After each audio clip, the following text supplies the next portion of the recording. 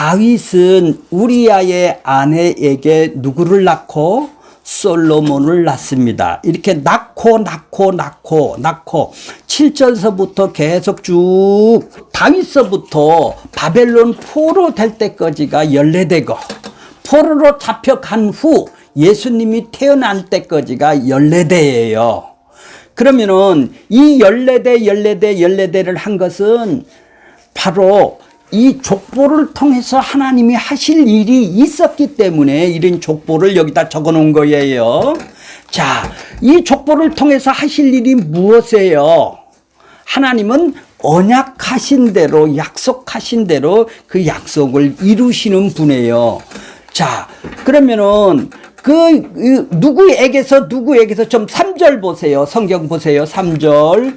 다말에게서 5절 보세요. 라합, 롯에게서 6절 보세요. 다윗의 우리아의 아내에게서가 나오죠. 에게서. 그 다음에 16절 보세요. 마리아에게서가 나오죠. 이렇게 에게서가 나온다는 말이에요. 여인들이 나온다는 말이에요. 이 사람들은 모두 다 이방인일 뿐만 아니라 마리아 빼놓고는 전부 다 이방인일 뿐만 아니라 자기 목숨을 아끼지 않고 믿음을 선물로 받았기 때문에 이들은 자기 목숨을 아끼지 않고 믿음으로 살았던 여인이에요. 자기의 현실의 유익을 위해서 사는 것이 아니라 그렇게 이방인 여인이지만은 믿음으로 살았던 사람들이에요. 자, 저번 시간에는 그렇게 하나님이 언약대로, 약속대로, 언약하신 대로 이 땅에 예수님이 오셨다고 그랬었죠. 그 언약은 무엇이라고 그랬나요? 무슨 언약이 있나요? 구약, 신약이 있죠. 구약, 신약이 있어요. 옛날 약속, 새로운 약속을 주셨죠. 그럼 옛날 약속이 있기 전에 그 이전에 누가 약속을 해 주셨나요? 하나님이 약속을 해 주셨는데 옛날 약속 있기 전에 하나님이 무엇 때문에 그런 옛날 약속이 이루어지게 되었나요? 이것이 바로 창세전 언약이 있기 때문에 그렇다고 그랬죠.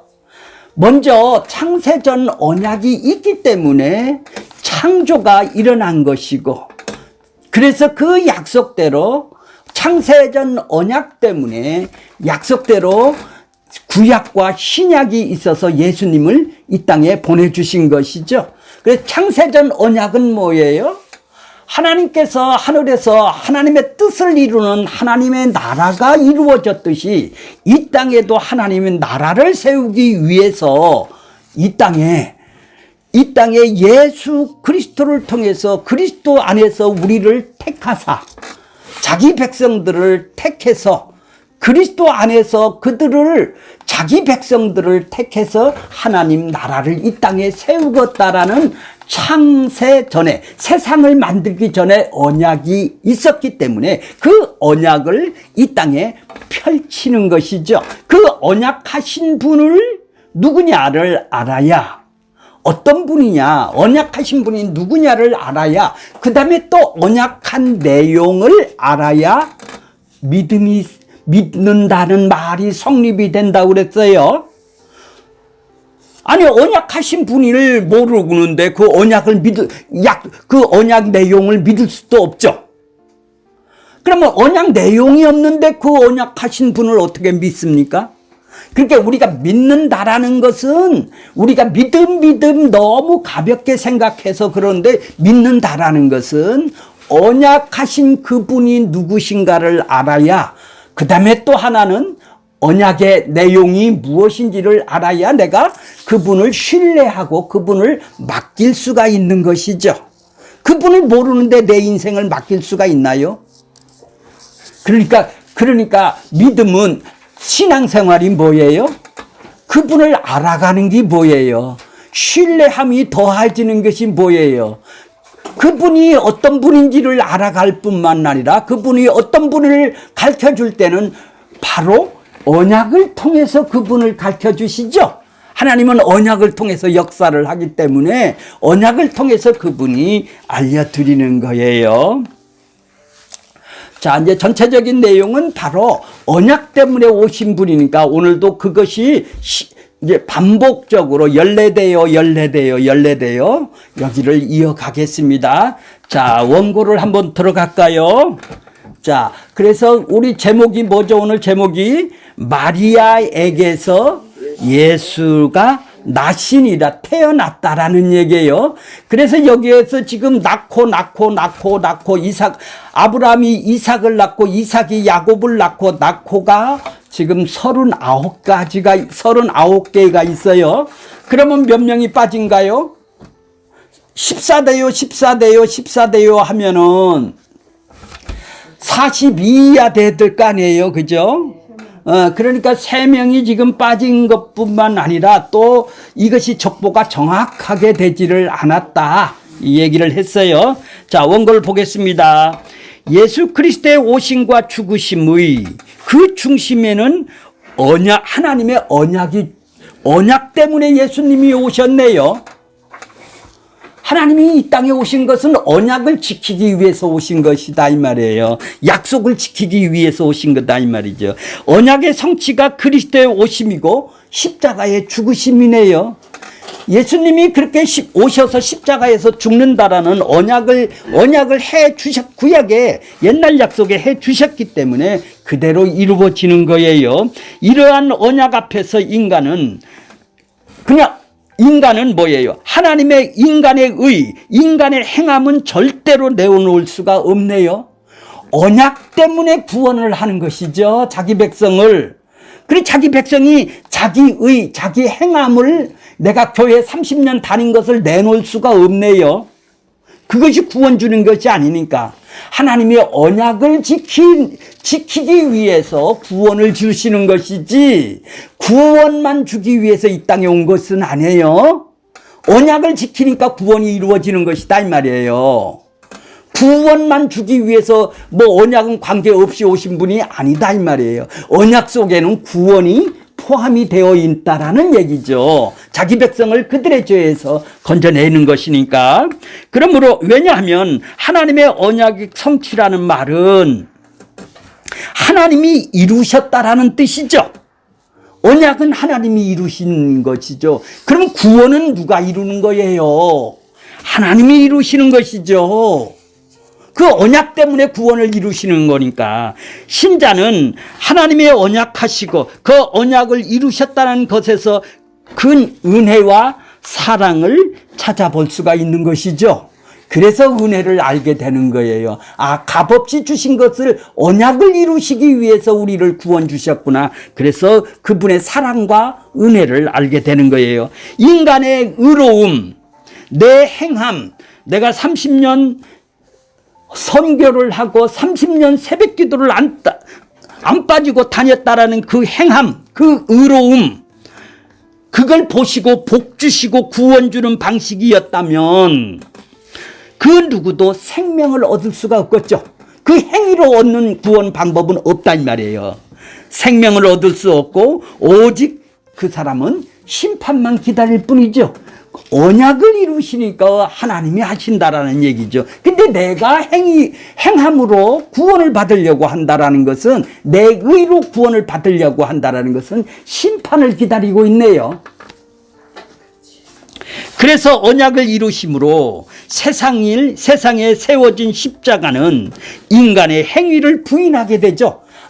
예수님이 언약으로 오셔서 십자가를 이루셨구나. 그러니까 내가 안 되니까, 내가 의롭다가 안 되니까 십자가를 지셨구나. 십자가는 인간의 행위를 부인하게 된다는 얘기죠. 오직 예수님의 행위만 유일한 의로움으로 믿으며 주만 바라보게 하는 것이죠. 이게 십자가의 만남이에요. 내 행위는 안 되는구나를 십자가를 통해서 예수님이 대속과 의롭담을 통해서 알아가는 것이죠. 이게 십자가의 만남이 되는 것이죠. 마태복음 족보도 이러한 내용을 담고 있습니다. 족보의 중심은 하나님의 언약입니다. 또 하나님의 언약 세계 안에서 인간은 어떤 존재인가? 이 언약 속에서 인간들은 어떤 존재인가를 보여주는 것이 족보예요. 하나님의 언약 세계 안에 있던 인간은 하나같이 온전한 자가 아니죠. 다 죄인이죠. 다시 말해서 하나님이 구원할 만한 가치 있는 존재가 아니라는 얘기예요. 인간의 행위로는 될 수가 없다라는 얘기죠. 만일 하나님이 구원할 만한 가치가 있는 인간만 고르겠다고 하셨다면 하나님의 구원에 해당되는 인간은 아무도 있을 수가 없죠. 없을 것입니다. 창세기 8장 21절 보세요. 노아의 심판을 물로 심판하시고 하신 말씀이에요. 여호와께서 그 향기를 흡양하시고 그 중심에 이르시되 내가 다시는 사람으로 인하여 사람의 잘못된 죄악으로 인하여 땅을 저주하지 않겠다. 이는 사람의 마음이 계획하는 바가 어땠어요? 어려서부터 태어나면서부터 종자가 악을 행하더란 말이에요. 악이다. 악은 뭐예요? 선은 뭐예요? 악의 반대는 선이죠. 하나님 뜻대로 살아가는 사람이 아니라 자기 뜻대로 살아가는 사람을 악이라고 그래요. 자기 기쁨을 위해서 살아가더란 얘기예요. 이 악이. 이런 사람이 이 죄를 보고 이제 다시는 심판하지 않겠다라는 거예요. 내가 전에 행한 것 같이 모든 생물을 멸하지 아니하리니. 이 말씀은 세상의 악함을 보시고 심판하시는 하나님께서 노아에게 다시는 사람이 악하다라는 것 때문에, 죄 때문에 땅을 저주하지 않겠다고 하시는 말씀입니다. 사람은 날 때부터 악하지 않는 자가 하나도 없다라는 얘기죠. 즉 하나님이 구원하실 만한 가치 있는 인간은 존재하지 않는다라는 것이죠. 그런데 사람이 악하다는 것 때문에 땅을 저주하지 않으신다면 마지막 때 주어질 심판의 기준은 무엇입니까? 자신이 악한 존재임을 안다면, 여기다 동그라미를 치세요. 자기가 나는 이런 죄인입니다. 난 아담으로 연합이 돼서 이렇게 죄성을 갖고 있는 악으로 하나님한테 선이 나올 수가 없는 죄성을 갖고 있는 악한 존재입니다. 악한 존재임을 안다면 자신의 모든 악함을, 내가 한 악함을 대신해서 세상에 오시고 십자가에 죽으시는 예수를 바라보게 될 거 아니에요. 자신이 악함을 안다면, 그리고 그리스도의과 대속이 자신을 심판에서 건져주시는 능력임을 그들은 십자가를 통해서 깨닫게 될 거예요. 그러나 그러한 악함을 보지 않고 인간의 행위를 본다면, 그리고 그 행위를 근거로 해서 하나님한테 복을 받고 저주를 안 받다고 한다면, 이러한 내용들 것처럼 여긴다면 그는 주의 예수님의 의로움 밖에 있는 사람이죠. 예수님의 의로움을 전가를 받아야 될 사람인데 주의 의로움 아주 밖에 있는 사람이다, 안 믿는 사람이다 이 말이에요. 밖에 있는 것이기 때문에 심판에서 벗어나지를 못한 것이죠. 마태는 이러한 내용들을 족보에 담아서 우리에게 전해주고 있어요. 다 악하구나, 다 죄인이구나, 이 족보를 통해서 우리를 죄인이라는 것을 알려주게 있는 거예요. 자, 6절에 보면 이새는 다윗의 왕을 낳으리라. 다윗은 우리아의 아내에서 솔로몬을 낳고, 자,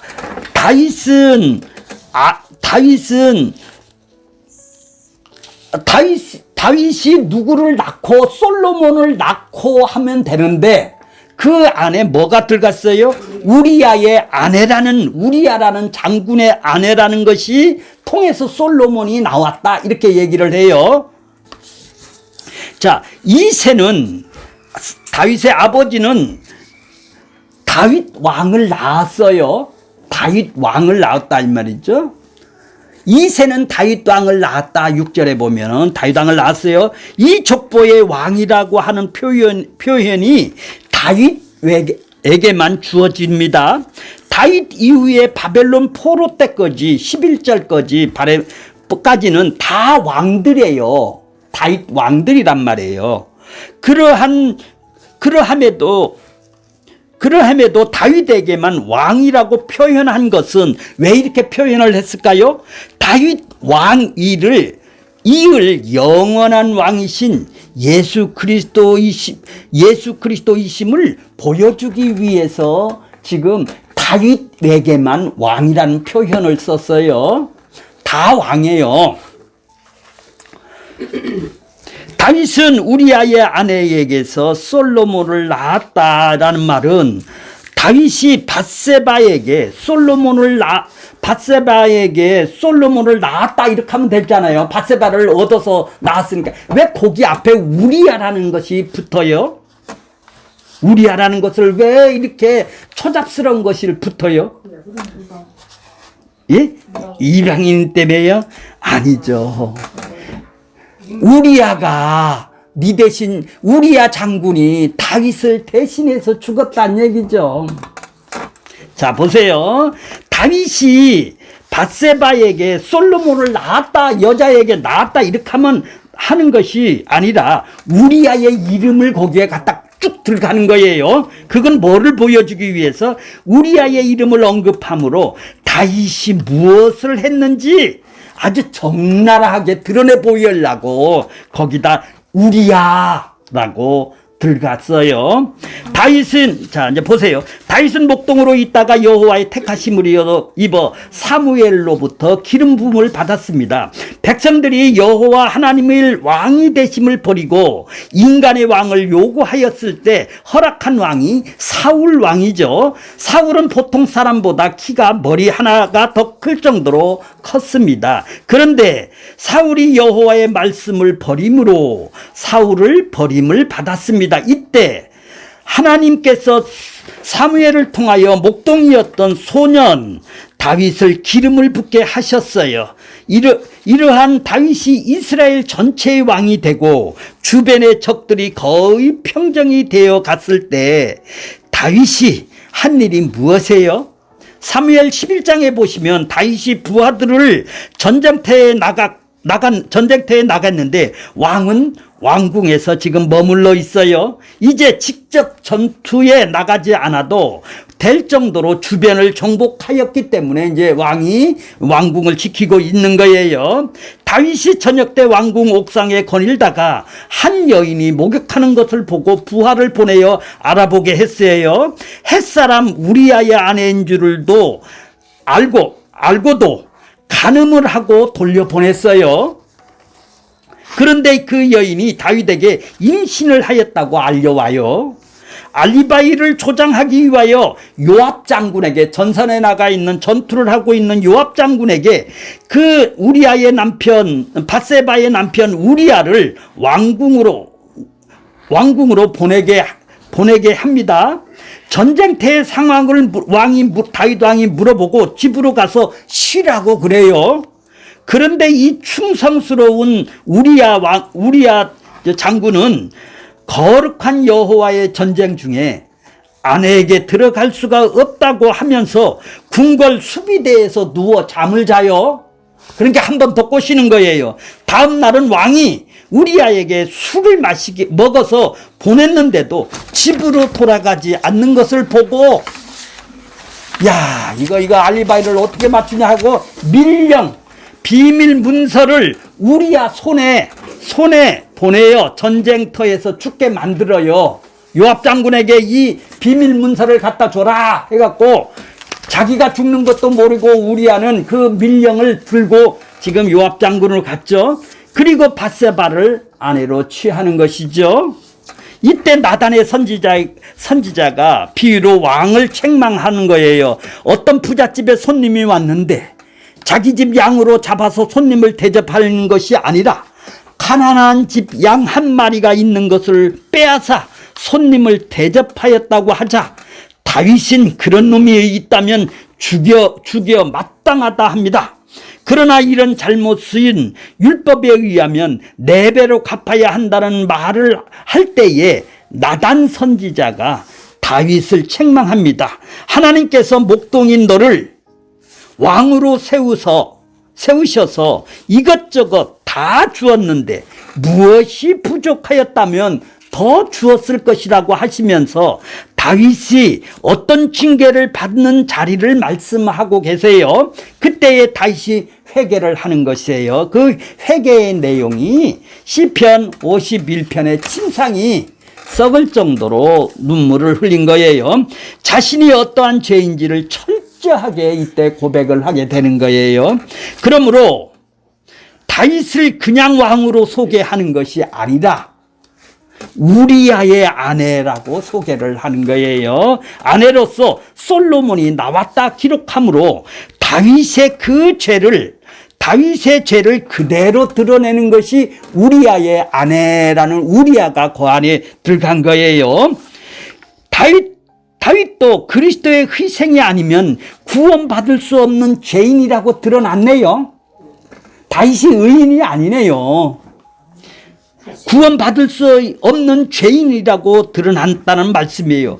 간인과 살인 이후에 나단의 선지자의 책망을 받은 다윗은 자신은 어디서 태어났다고? 죄악 중에 잉태되었다. 엄마가 임신했을 때 그때서부터 나는 죄악이 있다. 죄가 항상 자기 앞에 있음을 고백을 했어요. 그러므로 이러한 죄를 주께서 용서하지 아니하시면 자신이 전혀 소망이 없는 자임을 고백하는 것이죠. 그러니까 다윗 자신이 죄로 인하여 죽은 자가 누구요? 우리 아내요. 우리 아내 장군이죠. 예, 신실하신 사람이 죽었네요. 예, 충신이 죽었죠. 그러니까 예수님을 대표하는 것이 누구예요? 우리아죠. 그래서 다윗이 살아나는 거예요. 우리아는 여호와의 거룩한 전쟁을 충성스럽게 하는 사람입니다. 여호와의 거룩한 전쟁을 하는 우리아를 죽인 자가 다윗입니다. 이 사건을 통해서 다윗은 대속함을 받아야 한다는 사실을 뼈저리게 느끼는 것이죠.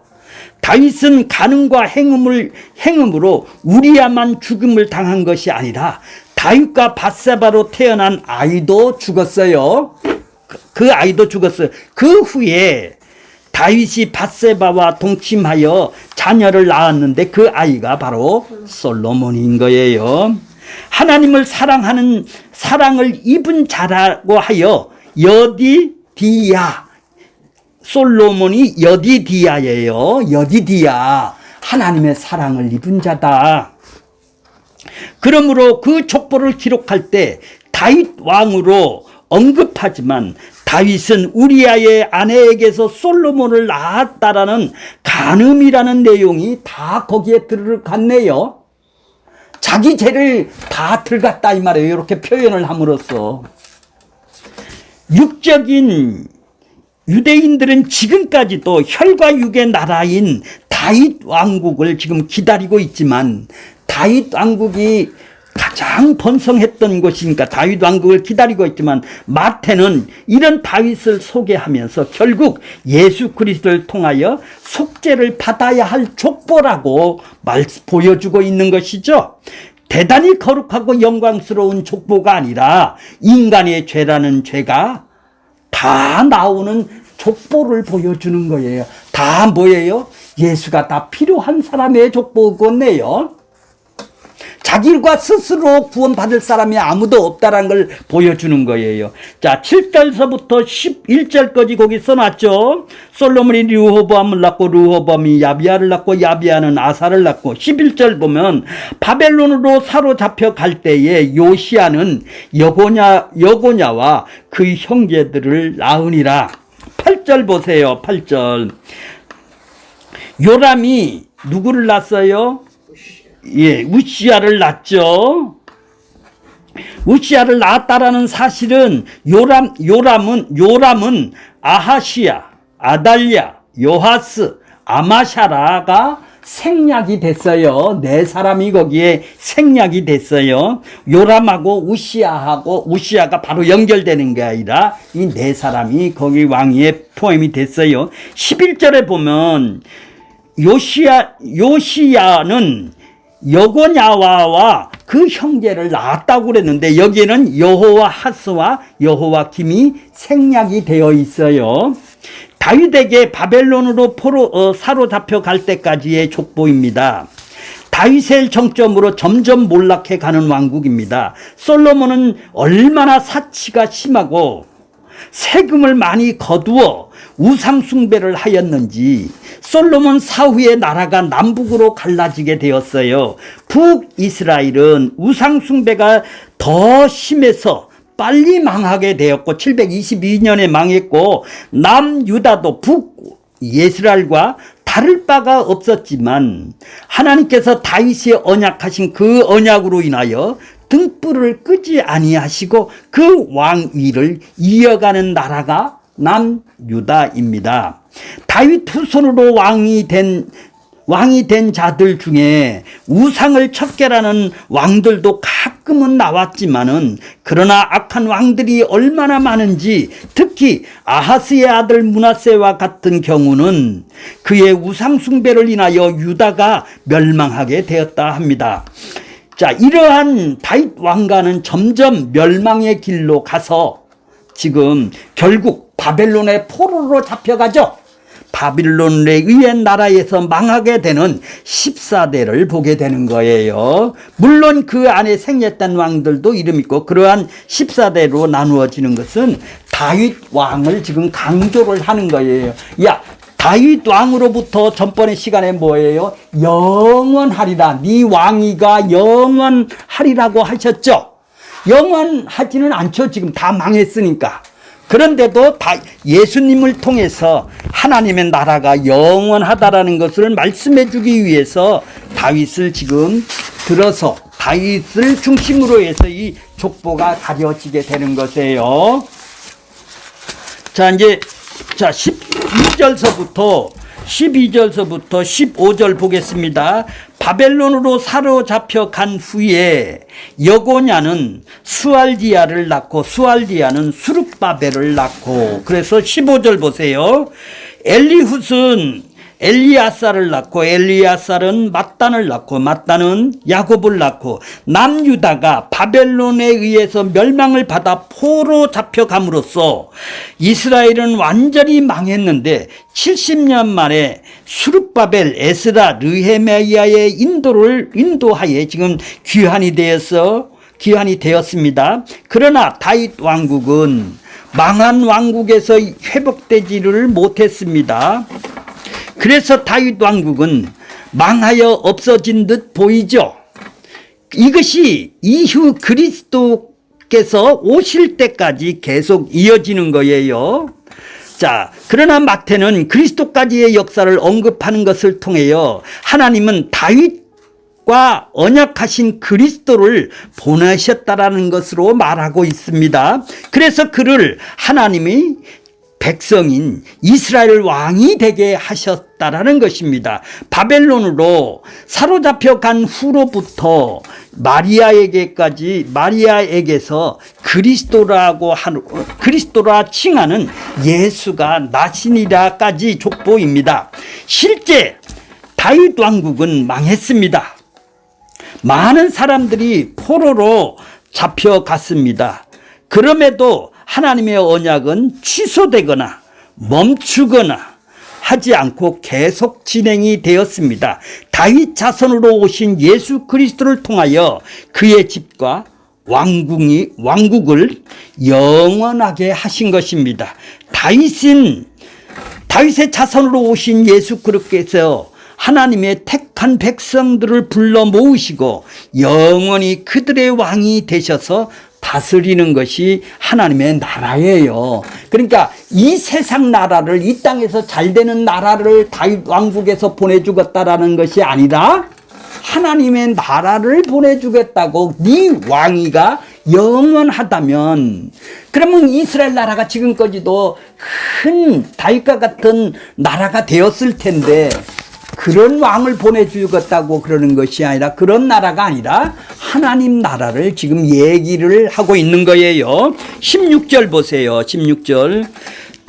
야곱은 마리아의 남편 요셉에게서 나았으니 마리아에게서 그리스도라 칭하는 예수가 나니라.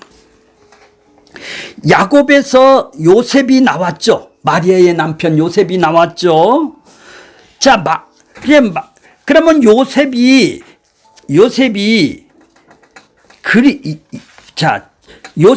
예수를 낳았다 이렇게 표현을 해야 되는데 마리아에게서 그리스도라고 칭하는 예수가 나시니라. 지금까지 아브라함과 다윗의 계보를 연결하면서 요셉까지 왔어요. 그런데 마리아에게서 그리스도라는 예수가 나왔다고 말을 합니다. 갑자기 왜 아브라함과 다윗의 혈통이 끊어지는 거겠죠? 혈통이 여기서 끊어져요? 요셉 거지만 오죠, 지금. 야곱과 요셉 거지만 혈통이 딱 오잖아요. 이제 마리아에게로 간단 말이에요. 그럼 그렇게 함으로 요셉의 이름을 거론하는 것은 왜 요셉의 자손이 아닌데도 요셉하고 마리아를 통해서 낳았다 이렇게 하면 되는데 마리아에게서 태어나시니라 하느냐 얘기죠. 씨가 아니니까. 그러니까 지금 요셉의 이름을 거론하는 것은, 혈통을 거론하는 것은 그 당시 사람들이 알기로는 요셉의 아들로 알고 있죠. 지금 예수를 알고 있었기 때문입니다. 그렇지만 요셉이 혈통적인 아들이 아님을 족보 기록 이후에 상세하게 기록합니다만 우선 이 족보에서도 요셉이 혈통이 지금 아니다. 예수님은 요셉의 혈통이 아니다. 자, 누구에게서라는 표현을 본다면 누구에게서 여인들이 나오죠. 다말에게서, 라합에게서, 롯에게서, 우리아의 아내에게서. 다말은 여인은 이방인으로서 유대의 씨를 이어주기 위하여 자기 목숨을 걸고 시아버지의 씨를 받은 여인이죠. 라합은 조국을 배신하며 이스라엘 정탐꾼을 숨기기 위해서 자기 목숨을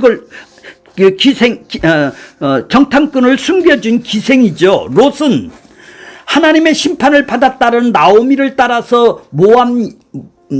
나선 모함 여인이에요. 우리아의 아내도 우리아가 헷 사람이기 때문에 밧세바도 이방 여인이죠. 헷 사람이니까. 이러한 이방 여인에게 족보가 이어지게 하는 것은 하나님의 구원이 어떻게 해요? 유다의 혈통적인 구원만이 아니라 아브라함에게서 약속됐던 언약했던 천하 만민이, 이방인들도 천하 만민이 너로 인하여 뭐를? 복을 받으다, 의롭다함을 복을 받으리라는 그 언약을 보여주고 있는 족보네요. 이방인들도 구원한다라는 족보라는 얘기죠. 이 복이란 믿음으로 의롭다함을 받는 복이죠. 또 창세기 3장 15절에 여자의 후손이 뱀의 머리를 상하게 할 것이라는 말씀도 이루어져야 하는 것이죠. 그러므로 누구에게서라는 마지막이 마리아로 연결이 되는 것입니다. 이 족보에서 누구를 낳고라는 것이 몇 번이에요? 39번이 나오는데 낳았다라는 말은 히브리어로 에겐네센이라고 그래요. 에겐네센이라고 그러는데 이거는 능동태로 되어 있죠. 내가 하는 것이죠. 내가 낳는 거예요. 근데 마리아에게서는 예수님이 나신이라는 것은 에게네센이 아니라 수동태인 에겐네테, 태자가 다르죠. 센이 아니라 에게네테를 사용합니다. 예수님의 탄생은 인간의 행위로 태어난 것이 아니라 하나님의 언약을 따라 태어났음을 이런 단어를 통해서라도 보여주는 거예요. 히브리인들은 하나님이 일하심을 말할 때 직접 하나님을 언급하지 않아도 수동태로 표현을 하고 있어요. 하나님이 하시는 일들을 수동태로 하나님이 하시는 일들을 표현해요. 하나님의 일하심을 나타내고 있는 거예요. 그래서 이런 수동태를 신적 수동태라고 말을 해요. 마리아에게서 그리스도라고 칭하는 예수가 태어나신 것은 하나님께서 아브라함과 다윗에게 약속하신 그 약속을 이루어내실 분이라는 것을 지금 수동태로 말을 하고 있는 거예요. 그러니까 임신을 당한 것이죠. 수동태가 하나님이 하신 거란 얘기예요. 내가 임신을 하는 게 아니라 임신을 당하게 된 것이죠. 자, 마리아에게서 그리스도라고 칭하는 예수가 나시니라. 요셉은 마리아에게서 예수를 낳았다고 해야 돼요. 그래야 이렇게 맞는 말이죠. 근데 아니지. 자, 필요했어야 돼. 그러나 예수는 그녀로부터 나왔다고, 마리아에게서부터 나왔다고 기록을 하고 있습니다. 예수는 요셉의 씨, 후손, 아들이 아니라는 얘기죠. 이런 걸 보면 요셉의 씨가 아니라는 것은 아담의 씨가 아니라는 뜻이에요. 아담의 계보, 인간의 계보를 통해서 이 땅에 왔지만 그 예수를 아담의 씨가 아니라는 얘기죠. 이걸 보여주기. 그러면 무엇이냐? 20절에 보면은 그에게 잉태된 자는 뭐예요? 성령으로 수동태로 되어 있다 이 말이에요. 임신을 하게 되었다 이 말이에요. 요셉의 아들, 아담의 아들이 아니라는 말입니다. 성령으로 잉태한 그리스도라고 16절에서 예수가 마리아에게서 낳았다고 표현을 하고 있습니다. 남자의 씨, 아담의 씨가 아니라는 의미입니다. 창세기 3장 15절에 보면 뱀에게 저주하는 장면에서 내가 너를 여자에게 원수가 되게 하고 여자의 후손이 내 머리를 상하게 할 것이요. 여자의 후손이 누구예요? 남자의 후손이 아니고 뱀의 후손이 머리를 상하게 할 뿐이 여자의 후손으로 나온다는 하나님께서 약속을 주셨어요. 이게 뭐예요? 아담의 언약이라고 그러는 거예요. 요렇게 여자의 후손이 누구예요? 성령으로 잉태하는 마리아를 통해서 그리스도가 여자의 후손으로 온다 이 말이에요. 그가 뭐 하겠다고요? 내 머리를, 뱀의 머리를 상하게 할 것이요. 사단을 상하게 할 것이요. 사단의 머리를 깨부수는데 그분이 여자의 후손으로 오신다라는 것입니다. 여자의 후손이란 남자의 씨가 아니라는 의미죠. 아담의 후손이 아니라는 의미입니다. 하늘로부터 오는 자라는 것이죠. 예수님은 동정녀 탄생을 할 수밖에 없는 것입니다. 반드시 죄 없는 동정녀로 와야 하는 것입니다. 죄가 있으면 우리를 구원할 수 있나요? 없죠. 죄가 있는 씨로 오면 구원을 못 되죠. 아담의 씨로 오면 모두 다 아담의 씨는 모두 다 죄인이니까. 그래서 요셉한테서 요셉의 아들이 아니라는 얘기죠. 혈통이 아니라는 얘기예요. 자, 아담에게서 하신 언약은 여자의 후손이죠. 아담의 언약이에요, 이것이. 아브라함에게서 하신 언약은 뭐예요? 천하 만민이 복을 받으리라는 언약이시죠. 예수를 통해서 천하 만민이 복을 얻는다라는 것을 아브라함에게 약속을 해 주셨어요. 다윗에게 약속을 해 준 것은 뭐죠? 내 왕위가 영원토록 지속할 것이라고 약속을 해 주셨어요. 이 언약의 성취가 예수라고 마태는 말하고 있는 것입니다.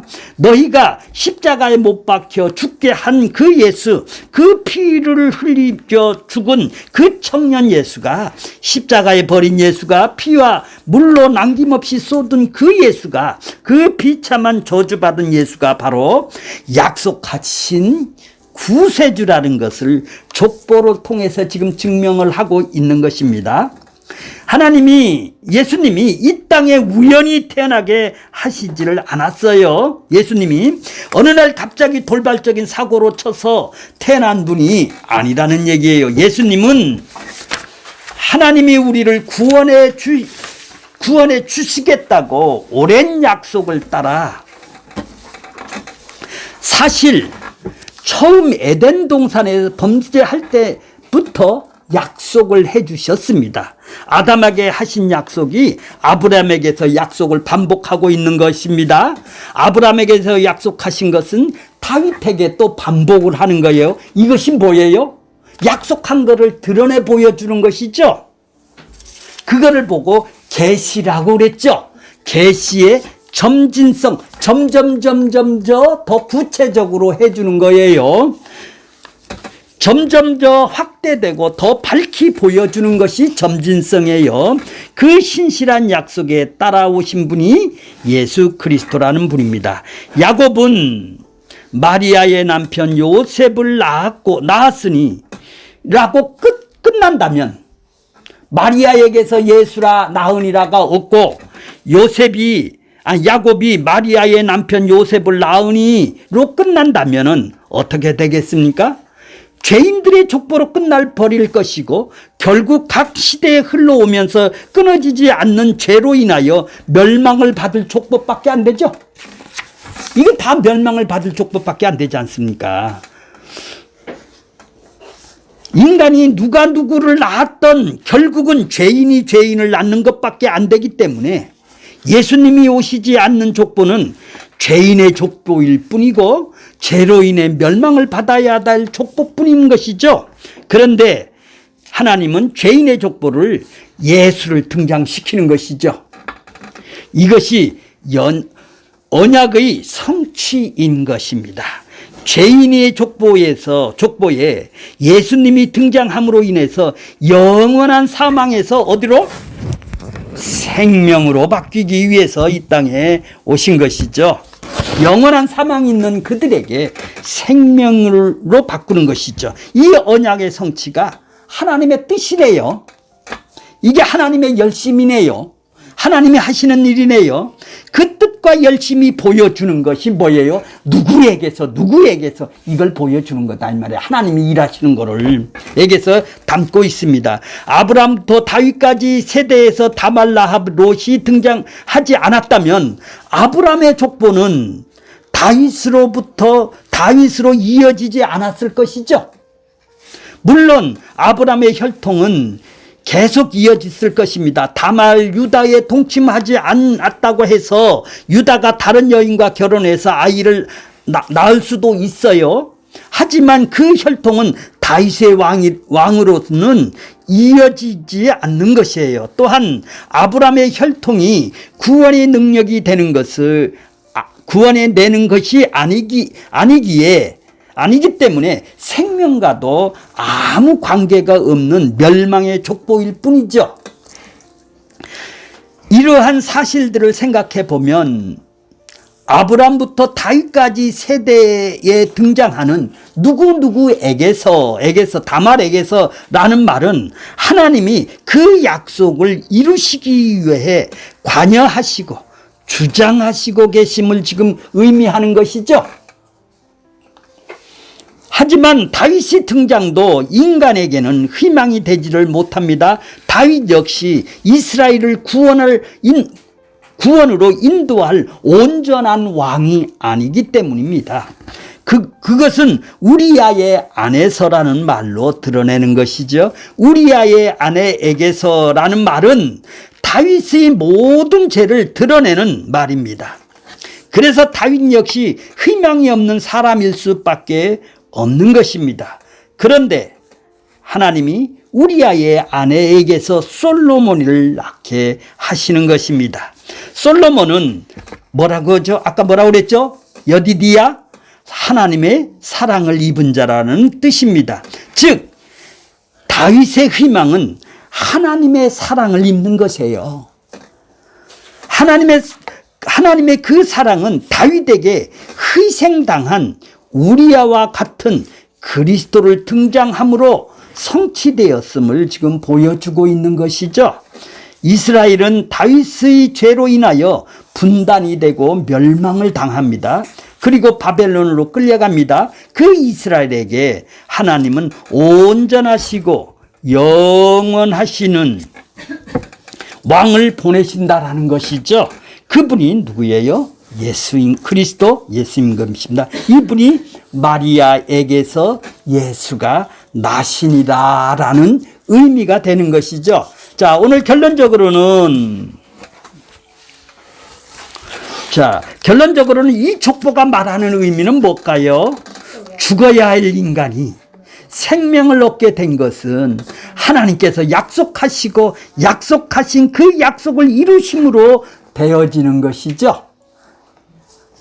그것이 확실하다는 것을 지금 보여주는 거예요.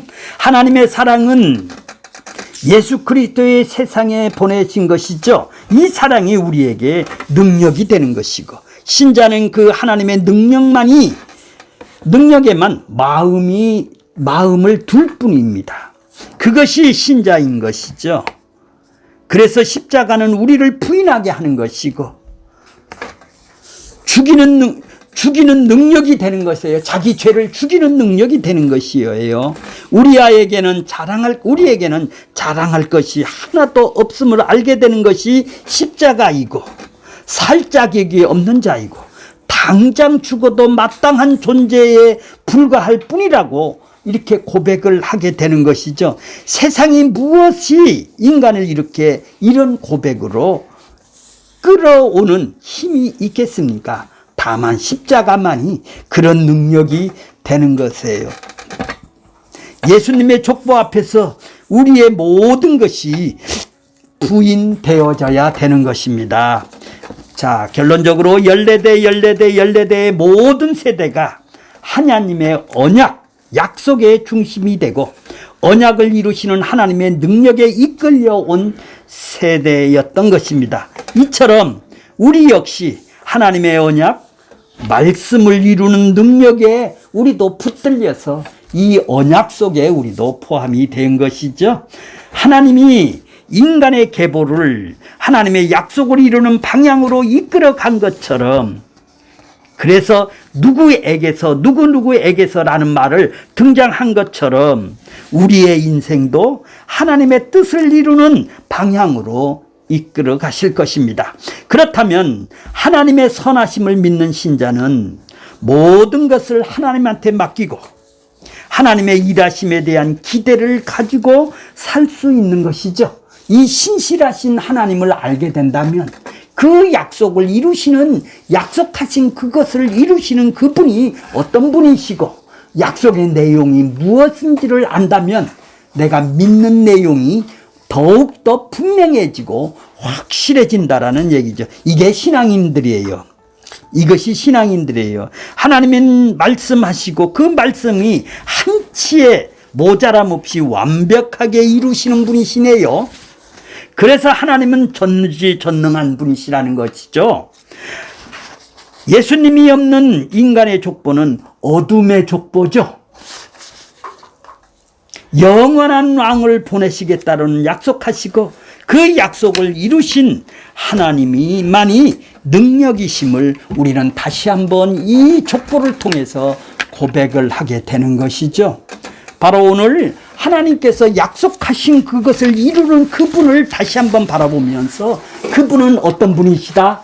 신실하신 분이시고 전능한 분이 약속을 하셨다면은 우리도 이 족보에 속한다라는 것입니다.